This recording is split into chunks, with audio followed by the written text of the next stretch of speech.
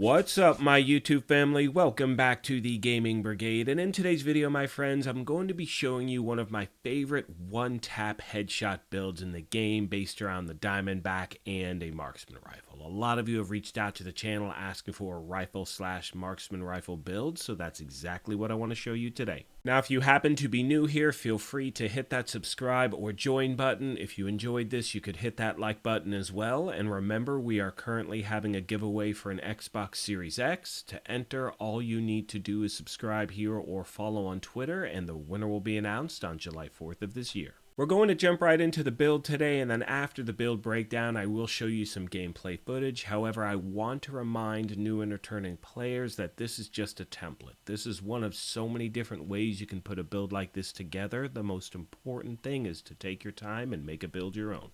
Starting off with a specialization, you definitely want to use sharpshooter for this build, and there are a bunch of reasons why. First of all, you're going to get some extra headshot damage, you get extra weapon stability. There's also an armor kit bonus, you're going to get extra armor when you're in cover, and the next one's a great one. It's called the Sharpshooter Tactical Link, and with that, all group members that are closer to enemies than you are get a 10% headshot damage bonus, and with a build like this, that's pretty much going to be everyone, because usually you're in cover towards the back. Moving on to the primary weapon for this build, I'm using the Diamondback exotic rifle. Absolutely love this thing. It hits like a truck. Now, for those of you that may not have it, it is a guaranteed drop when you complete all of the challenges at Kenley College. However, it has to be a week when Kenley College is open. But the good thing is that it is also in the general loot pool, so you can farm for it anywhere the rifle is the targeted loot, or you could set your targeted loot to rifles in either Countdown or the Summit. Now, the reason this weapon is so effective is because of its talent Agonizing Bite. The Diamondback randomly marks an enemy. Hitting that enemy consumes the mark and guarantees a critical hit with damage amplified by 20%.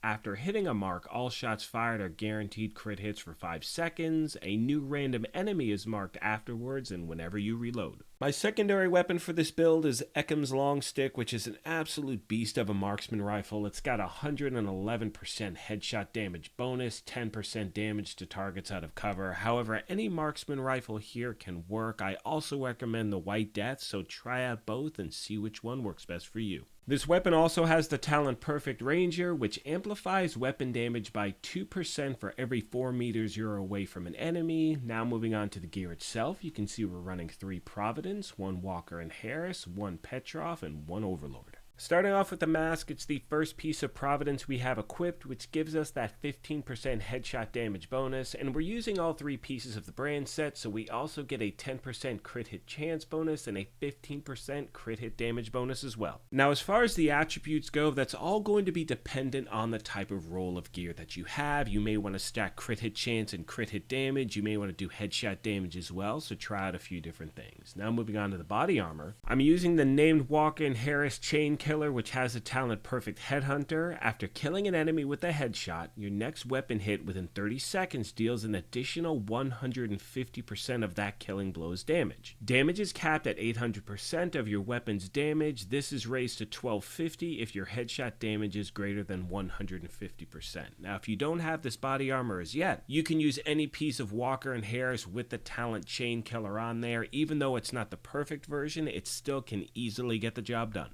Next, we have the holster, which is the second piece of Providence, which gives us that 10% crit hit chance bonus. Moving on to the knee pads, they are the named Overlord, Fox's Prayer, and these are still some of the best knee pads in the game without a doubt. Because of that bonus, as you can see, it gives you an 8% damage to targets out of cover, which is absolutely huge. Now, another great option you can use here are Sawyer's knee pads. They are the exotic knee pads, which are absolutely, again, just some of the most powerful ones in the game. That is because of the talent Stand Your Ground. And basically, when you're in cover and you're not moving, you're stacking, extra weapon damage up to 30%. So when you are putting together a build where you're staying in cover, these are highly recommended. Next, we have the gloves, which are the contractor's gloves. Again, some of my favorite gear in the game. Now, if you don't have these, put a second piece of Walker and Harris. And I actually think I did a version of this build which is primarily based around Walker and Harris, like 6 months ago, something like that. So again, you do have a lot of options to choose from. Finally, we have the backpack. This is where the third piece of Providence comes into play. I'm using the talent Vigilance, which increases your total weapon damage by 25%. However, taking damage disables this buff for 4 seconds. Now, Now, some of you may have the named bag, the gift. However, the only difference between perfect vigilance and vigilance is a 1 second difference with that cooldown, so again, my friends, either one is totally fine.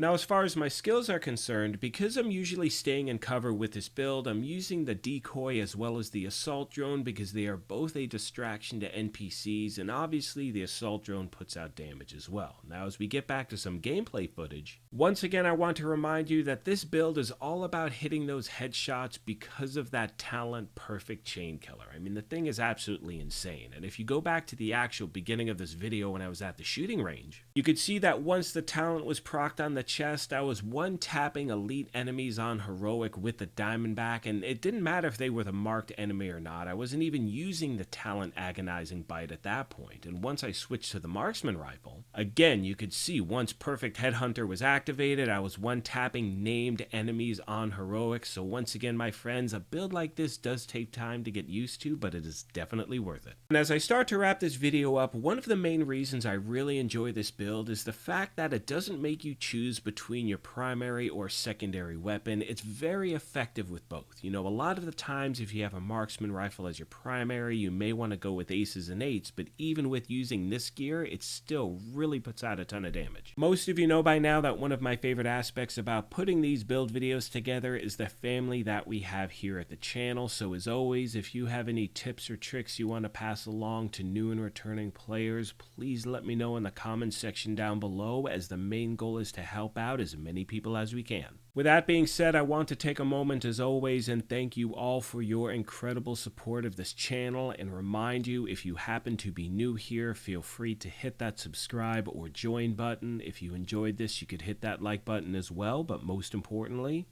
take care of yourselves, be kind to each other, and we will talk to you soon. Thanks again, everyone.